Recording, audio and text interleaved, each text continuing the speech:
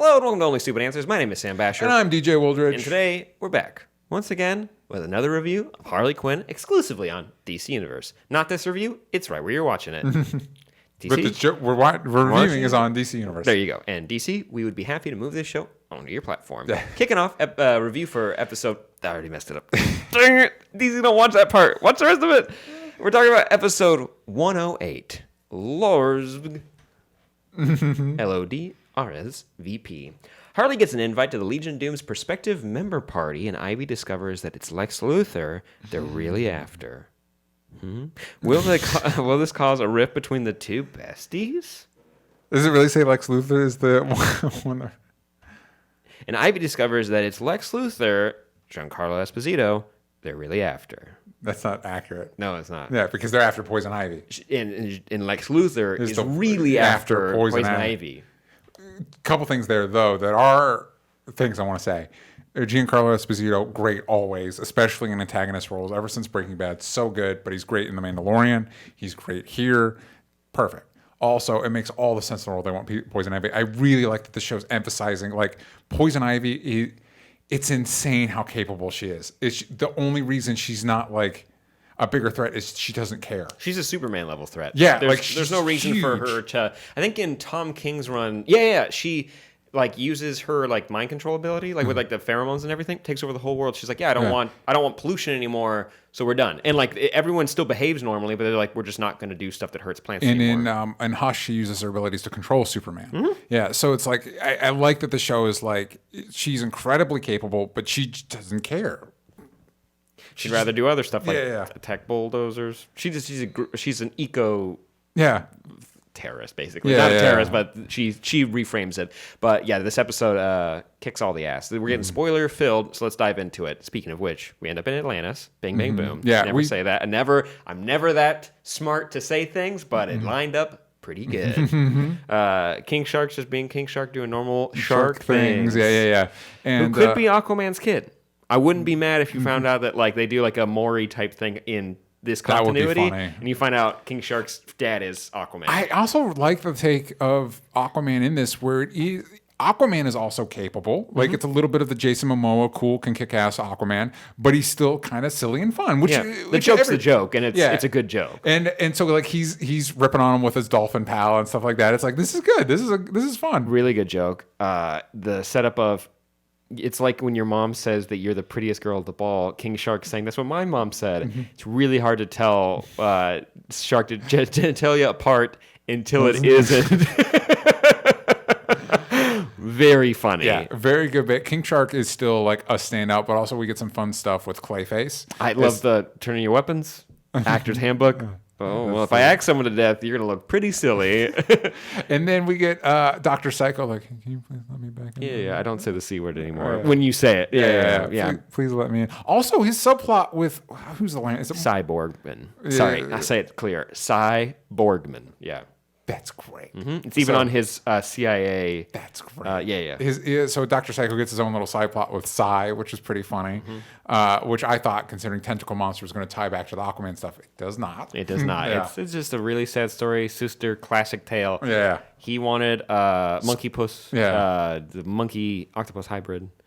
And it just didn't work out. Yeah. And she got merged, and of course, since it's monster magic rules, you can't turn her back. Yeah. So you just got to hide her in a mall for 35 years and never talk to her. Yeah. And then they let her out, and it doesn't go great. I don't know, her mouth. I like that you have a little bit of explanation of what's happening. Like, and even when Dr. Psycho's being the intermediary, and he was like, I'm not mad. Ghost is a classic. It is. It was a touchstone, a cultural touchstone. That she's not mad that you locked her up. It's that you didn't. Or no, she's not mad that she turned into a tentacle monster.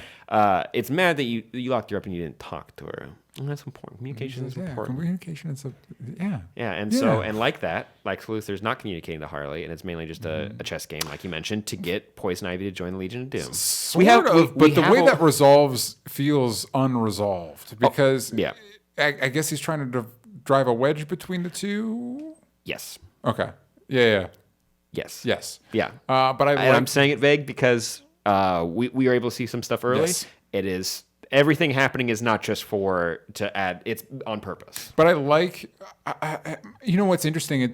I've always enjoyed the show, but the past couple episodes, it's been clicking more, and I think it's a lot because of the investment on its cast of characters has made me more invested in the show. And I think comedies do better once you have a bench of things that you can pull from and reference to.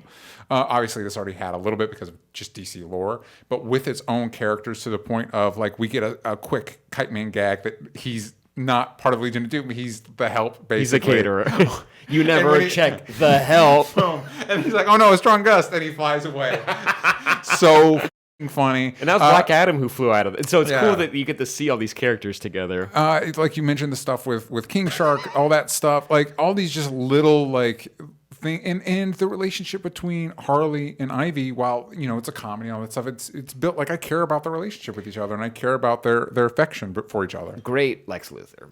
Great. I'm really big fan because Giancarlo has come on to the show before as like Lex Luthor on the TV, but this is the first scene we get to see with him interacting. You get to see all the benefits of joining the Legion of Doom. Yeah, we got kryptonite subs that can turn into cars and shoot missiles. Yeah, and you got a whole aquarium. He's like, and that's a fake diver in a fake castle. No, real diver, and you can eat him. Yep. And you see him like freaking out on the inside, which is the Scarecrow played by Raul Coley, friend of the show. So funny. Yeah. And I did want to mention, the kind of game he's playing of trying to get KGBs, but using Poison Ivy as well. His entire KGBs, by the way, his whole interaction with Poison Ivy, like he's like, no, we have a woman. I can't think of her name right now, but she's great. She's so funny. Where it's like those little things. It's like the normal. I'm gonna guess Cheetah. There you go. I'm just gonna guess. I guess. Yeah. Can't remember. Yeah. And they can't remember. It's awful. Everything's awful. Yeah. But and kind of looking at the roster of people they have there, you have like Black Adam, very powerful. Yeah. You have like Sinestro, but Poison Ivy is Reverse Flash is in there. He's mingling. Yeah, he's just drinking. A lot of Batman villains. Batman's villains seem to get an easy end at the Legion of Doom. Very popular. Yeah, that's like, true. But Bane's there. He's like, there's a lot of politics there. I liked the when he's trying to eat the little chicken satay and he drops it in, and I like the choice for Bane. Is he's just a riff on Tom Hardy. He's like, you can't really understand him sometimes, and he's just like, I will destroy you. Gotham will feel the wrath. Like everything's just little bits under his breath of him practicing the lines he's going to say one day when he takes over Gotham. And he's going to do it. Yeah. One of these days. Just give him some time. I'm bummed to see Harley and Poison Ivy not getting along, but of course you got to. They're gal pals. They're also one of my favorite relationships on TV right now, as in a friendship. Like we kind of talked about, like if they ever got together, cool. I'd be interested in that. So but overall, right now, I like what they're how they get along with each other. Yeah. And I like that Joker wasn't here, so you can just see that, like, hey, it's not just Joker that sucks at the Legion of Doom. Everybody does. Yeah. Everybody does. Well, they are villains. They are villains. I like that our crew gets in, and it made me, like, when the scene when everybody gets the scan in, and I felt like, oh, good for them. Yeah. Which was a weird feeling I didn't expect to have watching the show. But, like, it's, again, the attention it's paid to its supporting cast makes you care about these people, which I think is important in any show, specifically because you spend a lot of time with those characters, but specifically in comedies, ensemble comedies, live action or animated. You know what I mean? I think this has done a better job building out its supporting cast, more so than like our CW shows, for example. Totally different shows and tones, using the same material though, and the way that you're able to care about everybody, even Aquaman. Like, I love his meltdown when like and you can hear all the fish screaming on the ground, and Bane's just stomping them, stomping on your children. And he's like, "Yeah, there's a YMCA pool." Like, oh, okay. I'm sorry, I didn't know you were a fourth grader. I could just put these in a chlorinated pool. Yeah, and he drops the like regal speak that he has, and his meltdown is well earned. It's really good. It's a good take on Aquaman, and I gotta say, good design, cool looking. Yeah, Aquaman. And him when Black Manta shows up, it's always about me. It's like, this isn't about you. It always is. I like how needy the villains are. Yeah, they're the center of their universe. Yeah, like the heroes can be funny and they have their issues, but overall they're pretty well adjusted. But the villains are just really needy. You know what I mean? And it's like that's a fun take. You know what I mean? And putting them all together in one society might not be great. Did like and we stand for the flag. Yes, we stand for the flag, and we don't validate. Yeah, we don't validate. Of course you don't. By the way, it's almost like the bad place in The Good Place, where it's not like, I mean, there is butthole spiders and stuff like that, but the most we see is just like this like pettiness, this like petty evil. Yeah, you know what I mean? the train to the bad place is hot, but every time you think about that it's hot, it gets 1 degree hotter. Oh, just thought about it. Yeah. That show is very good as well. Last thing wanted to mention, unless you have something else, is that the Martian joke that like why was the Martian nominated for best comedy at the Golden Globes to get Matt Damon there? That reference is so stupid. He's like, well, I don't see that many movies. And of course he saw The Martian. Of course he did. One, he's a scientist, also hates aliens. So like, let's see humanity at its top. And the joke is pretty funny too, because when you see like I think Get Out was nominated for comedy as well. Like at the Golden Globes, it's like, make a new category, guys. Yeah. Come on. Happy Death Day could have been nominated. Come on. It would have lost, but it could have been nominated. No, but another really solid episode for Harley Quinn, and it looks like we're kind of putting the pieces. Not that I expected the show to have like an end game, but it looks like we're putting the pieces for like starting to near the end zone. And I like this show, and I hope it's getting a good response, because I think overall, I think the DC Universe shows have done a really good job. Exploring their source material and also really emphasizing the universe aspect of it. Personally, I think Young Justice I really enjoyed. Yeah. I think this is the best utilization of the source material, and also making it feel like these are people. Like, and not like Watchmen. Like these feel like individuals. And I like that they don't feel like the same character. King Shark and Clayface and Dr. Psycho are all different, even though if you wrote a book if you picked up any book that they all happen to be in, they'd all basically be the same. You know what I mean? Yeah. So I like that they're individuals. They have their own wants and needs. King Shark wants to eat the diver. Yes. Clayface wants to be recognized as an actor. And Dr. Psycho wants to be seen as not a misogynist. And that is going to...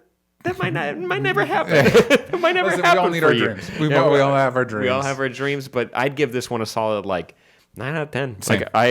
Like there's not a lot to hate in this episode, and I like that Harley got the win, and the double cross with Lex. It's like, of course. Yep. Of course, he's just waiting. He just wants to take advantage of you. And of course, they sell those stupid license plates with your names on them at the gift shop. Harvey. It's not Harley, but it's close enough. It would have been good. Just not telling you how to make your show. If it had a little dent in the corner, that would be just throwing that out there. For the eagle-eyed viewers out there, would have been fun.